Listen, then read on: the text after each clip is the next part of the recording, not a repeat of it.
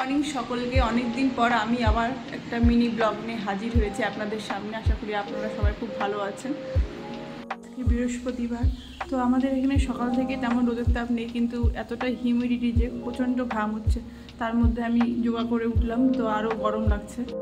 তেমন একদমই রোদের তাপ নেই, কিন্তু হিউমিডিটির জন্য প্রচণ্ড গরম। যেহেতু বৃহস্পতিবার আমার সকাল সকাল সব ঘর ক্লিন করাও কমপ্লিট, সাথে এই যে আমার পুজো দেওয়া হয়ে গেছে সকাল সকাল। তো সকাল সকাল সব কিছু কমপ্লিট করে চা খেয়ে যোগা করে এখন উঠলাম। আমার হাজব্যান্ডও বেরিয়ে গেছে অফিসে, তো একটু পরে আমি ধীরে সুস্থে রান্নাটা করব। রান্নাঘরে আমি আজকে পাবদা মাছ রান্না করব, আর কালকেরও কিছু রান্না আছে, তাই আজকে আর বেশি কিছু রান্না করব না। তো ওখানে পাবদা মাছটাকে হলুদ আর তেল আর লবণ দিয়ে মাখিয়ে রেখেছি, রান্নাটা করে নেব। মশলা রেডি করে রেখেছি, আদা জিরা আর কাঁচা লঙ্কা পেঁয়াজ টমেটো বাটা আর আলু কেটে রেখেছি।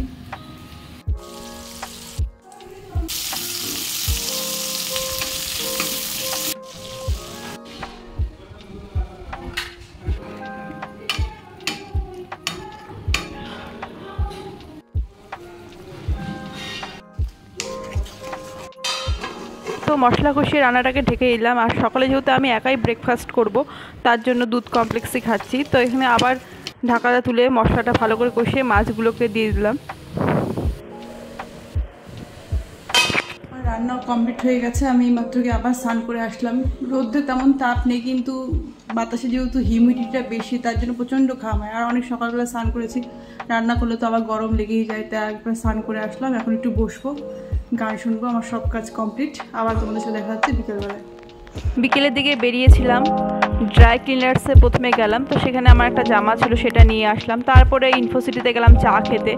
তো সেখানে চা খেতে খেতে পাশে মোমো বিক্রি ছিল। তো মোমোর গন্ধে আমাদের পুরো ক্রেভিং হলো খাওয়ার। তো অর্ডার করলাম 1 প্লেট মোমো। 1 প্লেটই দুজনে মিলে ভাগ করে খেলাম।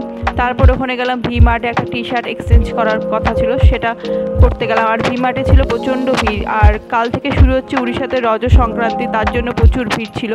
তারপরে পাশেই চাট বিক্রি হচ্ছে, আবার চাট খেতেও কেন জানি না ইচ্ছে হচ্ছিলো, তো অর্ডার করলাম 1 প্লেট চাট। তো চাট খেলাম, চাট খেয়ে তারপরে টি শার্টটা এক্সচেঞ্জ করে তোর বাড়ির উদ্দেশ্যে রওনা দিলাম। তো আজকের ব্লগটা এখানেই শেষ করছি। ব্লগটা ভালো লাগলে অবশ্যই চ্যানেলটা সাবস্ক্রাইব করে দিও।